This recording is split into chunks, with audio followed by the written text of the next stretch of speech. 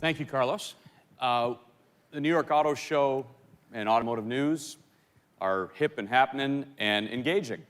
So we have, you might have noticed on the screens on the left and the right, there are questions that you can pose to Carlos directly, which we will go to in a little bit at hashtag NYIAS, Ask Carlos.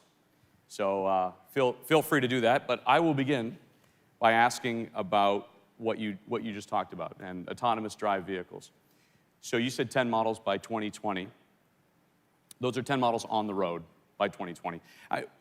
Paint us a picture of what that looks like for a consumer experience. What will be fully autonomous? What will the capability be? Well, you're going to have three. First, let's avoid the confusion between driverless cars and autonomous cars. You know that there is a confusion existing in the public and in the media. A lot of people think autonomous car is a car without a driver, which we're not talking about that. We're talking about the driver is in the car, he is empowered, he can make the decision whenever he wants to drive or not. That's what I'm talking about. Okay. Driverless cars, that means going to be using the same technology, but it's a completely different picture. So, autonomous car, you are in the car. You're a driver, you're in the car. The first wave is you are in the car, you're in a traffic jam, and the car is going to drive you. You don't have to do anything.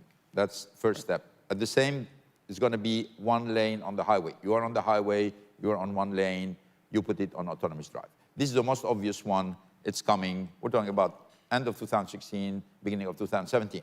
Second wave, you're on the highway, the car is going to change lane. Okay? You're on the highway, put it on autonomous drive, the car is going to drive by itself. It may change lane by itself, recognize danger, opportunity, etc., do it by itself. That's the second one. That's what we call AD2, autonomous drive 2.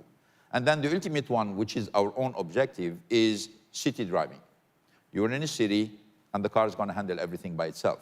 That's where we're obviously aiming at, and this is 2020. Obviously, for autonomous drive to be effective, the regulatory frame needs to evolve, because as long as you need, by regulation, in most of the country, to keep your hands on the wheel and the eyes on the road, autonomous drive has absolutely no advantage. Because the car is driving by itself, but you're going to still be, you know, not be able to do anything else. Mm-hmm. So it's very important that at the same time that we're developing the technology, we lobby in every single country the regulatory authority to make sure that we are allowed to take our hands off the wheel and our eyes off the road. These are the three steps. You're working actively with the US government on that? Oh yeah, I mean US government, Japanese government, with European community. We have to do that, because if not, we're going to develop a technology which is going to be only a cost, because there is no advantage for the consumer. What kind of realistic timeline do you see for significant changes to happen? Oh, I think 2020 is a realistic one. You think and again, I'm not talking about driverless car. I'm talking, again, about autonomous drive. Do you see high-tech companies, there's a lot of news about high-tech companies being involved in automotive, Google, Apple, suppliers, various partners. Would you as an OEM supplier ever build cars for them to put their own brand names on? Well, I mean, obviously we're business people. We look at every opportunity. We see what's in it for us, how sustainable it is, etc. So no business person is going to tell you I never do this or I never do that, depending on the condition and in the environment in which we are. I don't think we're heading this way. I don't think we're heading this way. And frankly, today, if the tech company wanted to be in the car industry, taking into consideration their market capitalization, that could buy any car maker. So right. That's not an issue. So I don't think they want it. If not, they would have done it already. They could have buy the technology, the platform, the know-how, all the engineering going with it, and it would be a small fraction of their market cap. I don't think this is what they're looking for. They're looking more for all the application and everything going into the connected car. And they want to do it in a way where they remain a very high margin, high profit company, which, as you know, unfortunately, the car industry doesn't share the same characteristics. I mean, we are more, you know, heavy investments, heavy resources, small margin, decent return, which is, you know, in their case, is much better. Yeah. Do you see that changing for the auto industry right now? Well, I don't think so. I think it's a good business. It's a good return. I think there is a lot of competition, but I think all the technology coming is going to allow for a new definition on the product. There may be an opportunity This being said, I don't think it's going to happen easily, and certainly not on the short term. Where are we in the, in your estimation? You know, auto sales, some have talked about a plateau for this year and going forward. Do you subscribe to that theory that U.S. sales are... Well, it's politically correct to say there is a plateau. Okay. I mean, it's comfortable. I mean, if I say... So what's the politically incorrect I want to tell way? you. I'm going to tell you. I mean, all car makers missed the forecast last year. They missed the forecast in the U.S., and they missed the forecast in Europe. Everybody said, yeah, it's going to be 1%, 2%. You know, the reality has been much better than that, both in the U.S. and in Europe. Well, we, again, did it again in 2016. Everybody's saying, you know, forecast in the United States after 17.5 million cars sold in 2015. Everybody's saying 17.7, 17.8 million. Okay, so after January and February and what we're seeing for the month of March, we're more on trend of 18 million. It's 3.4% increase, which is, you know, on 17.5 million, we are more on trend of 18 million. That means everybody is a little bit below the reality. In Europe, it's even worse. Everybody said, you know what, 2015, the recovery has been good. 2016 is going to be more moderate, 2%. But at the end of February, we are at +8. Okay? So all car makers are being very prudent. At the same time, it's much better to prepare for a more moderate market and enjoy a stronger market than the other way around. I think the market will be stronger than what we forecast, both in Europe and in the United States. So the American term would be sandbagging. No, I'm not saying Americans, I'm saying everybody's sandbagging. The whole industry is sandbagging. In fact, the industry as a whole has never been as healthy as it is now. I mean, when you look at balance sheet, profitability of the company, return on investment, industry is doing very well presently and enjoying a situation where interest rates are down, raw materials are down, oil price is down. I mean, it's a very favorable environment for the lot of competition, which is normal, but it's a very favorable environment. So if this environment continues in 2016, I bet you're going to have a great year for the car industry. Okay, there you go. But not in the forecast. I mean, at least for one time, we're going to probably underpromise and overdeliver. You know, that's what's going to happen. Which is never a bad thing, right? Well, that's not a bad thing. Yeah.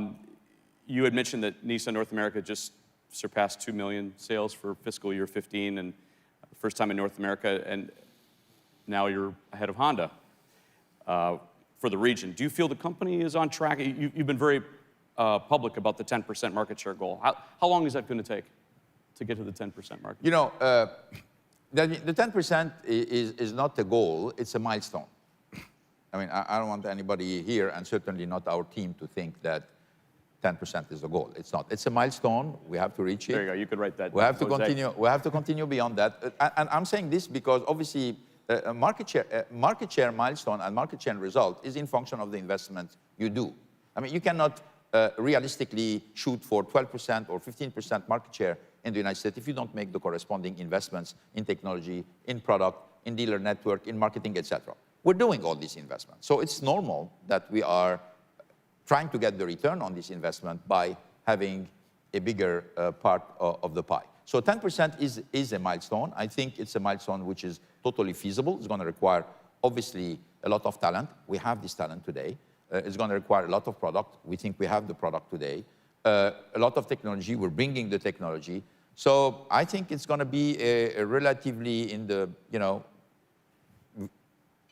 foreseeable future. Foreseeable future, I would say within the next 2 to 3 years. 2 to 3 years. Yeah, but I don't want a firework. I don't want a 10% followed by a 9.5 and 9, and the profits are destroyed, etc. We need to do it in a way which is sustainable. That means something that the 10% is followed by 10.5, followed by an 11%.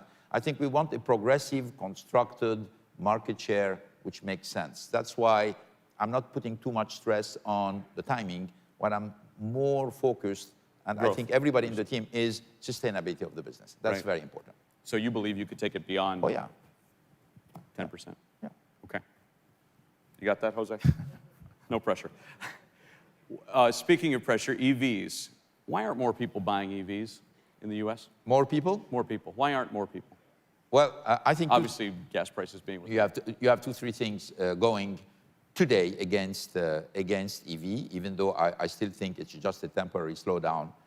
And I'm going to tell you why it's a temporary slowdown, because on emissions, we didn't see even the beginning of the story on emissions. I just want to remind everybody that COP21 that took place in Paris concluded we are on a trend of a global warming of additional 4 degrees on the planet.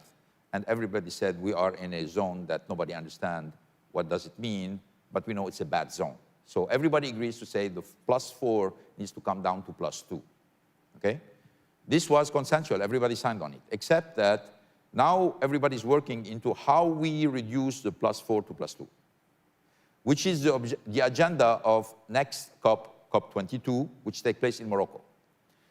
Well, transportation is responsible of 17% of the CO2 emission. By the way, the energy sector is 49. So they're going to have a lot of surprise also on this sector. But transportation is 17%. There is no way we're going to reach anything, around 2 degrees without a substantial reduction on CO2 from the transportation system. And the only obvious known technology which allowed that is a massive electrification and electric cars. There's no other way. So we're gonna see the movie coming. Obviously there is already a lot of incentives in China, in Norway, in France, in Japan, in the United States also for electric car, but it's gonna come much bigger. That's why all the car makers are coming with electric cars. That's why in 2006, 2007, we were the only one. And now, and everybody thought, maybe this idea is a little bit, but everybody now is coming on electric car. And if they don't have electric car, they'll come with another technology, which is fuel cells, which basically it's in hydrogen, but basically it's also an electric car. So I think when you're gonna see the COP22 consequences, you're gonna understand how much we're going to have to continue to reduce the cost of the electric car, and governments, in order to encourage the industry to move into this direction, they're going to have finally to build the infrastructure. Today, the main problem of electric cars is people complaining about the fact that there is no infrastructure. I mean, I want to buy an electric car, I have a 100 miles, 120 miles autonomy. What happens if I have a 200 miles, drive? Where am I going to charge the car? Right. How much time is it going to take? Right. So the development of infrastructure, which has been at the base of internal combustion engine, right? Today, nobody asks a question about how much autonomy, how much range you have on a car you buy, because you have gasoline station all over the place. You don't ask this question. Sure. Well, if you didn't have gasoline station, if you go to a country where there is no gasoline station, well, you're going to be very, very careful before buying a car. Well, we have exactly the same situation today on electric car. So development of infrastructure, reducing of the cost, and wait until the emission restrictions come to the table, and you're going to see the size of the effort we're going to have to do. And for me, the only viable existing technology which allows that is electrification, and particularly electric car. Fuel cell is another option. But now, if we think we have a problem with the infrastructure of electric cars, imagine the hydrogen station. I think there are 10 or 15 hydrogen stations in the United States, in the whole country, where you have thousands of electric charging station, and it's not sufficient. So I think the infrastructure is going to be a key issue. Global warming's already here. It's going to be 67 in New York today. We had a Twitter question that was posed. So how soon will Renault start selling in the US, perhaps as a rebadged Nissan? That means how soon? Okay, I'm going to answer the question. I don't think it's how soon, it's how far. That means because I don't think it's going to happen in the foreseeable future. Renault today is concentrated into developing its presence in China. It's going to take a lot of time. So I don't think you're going to see anything like this in the next 5 to 10 years. Okay. So. But it could be in the plan that Renault Well, would come I can always tell you that in 15, 20, 30 years, nobody will be here to witness. I mean, speaking of that. I can tell you that. No, because no CEO can tell you it's never going to happen, and no CEO is going to tell you responsibly it's going to happen. We don't know. But I can tell you on the foreseeable future, it's not going to happen, because Renault is engaged today into developing its presence in the emerging market, and particularly in China. It's pulling all of the resources there. US is not on the map. How much longer do you want to do what you're doing? Well, this doesn't depend only on me. Obviously, it depends on me, but also depends on the shareholder and the result of the company. That means you always look good when you look as good as your last quarter or last year. So for the moment, things are going well. He's under-promising, and he's going to over-deliver, right? But your successor needs, your successors, as you said late last year, Most likely. needs to be two different Yeah. posts. Well, a lot of, I'm always amazed because CEOs talk about their successor. They don't decide. CEOs shouldn't decide their successor for a very simple reason. I had the opportunity to say it because, you're going to be out of the company. If you retire, you're out of the company. And who has to deal with whatever succeeding to you is the board. So this should be a decision of the board because the board has to assume who's going to take the lead of the company after you. So the responsibility of the CEO is not to designate his successor, because it doesn't make sense, because he doesn't assume this decision, he left the company, is to make sure that he make enough choice for the board to make an articulate decision about succession, and then the board has to make a decision, because the board has to assume that, okay, this is the right person to lead the company. So at the appropriate time, it will happen. I will make my suggestion, but then I'm off. That means it will be the decision of the board to say, who's the guy that we think is going to lead the company. And this is a very important decision, as you know, because if you miss this choice, the pain is huge. We've seen this movie so many times, right, particularly in our industry. You can't miss the selection of a CEO, particularly in our industry. That means, and you never know before. Right. You know it right, after. So you better really take the time to select the right person. You've done extremely well with the alliance. Now celebrating its, what are we in the? 17 years. 17 years. Yeah. Any other alliances you're thinking of? No, that means what we are happy about is we have a platform today. We have a platform. Obviously, Renault-Nissan is the heart of the platform. But we have a lot of partnership going on. Some of them are very strong. That means we have a strategic partnership with Daimler, which has been working for the last 4 or 5 years. We have a lot of projects going on. It's working very well. We have a cross-shareholding at a much smaller level, 3% from each side. And we have been really pumping project one after the other to the benefit of both company, and we don't interfere in each other, and it's working very well. We have the same thing with Mitsubishi, by the way. Nissan is working with Mitsubishi with a specific partnership.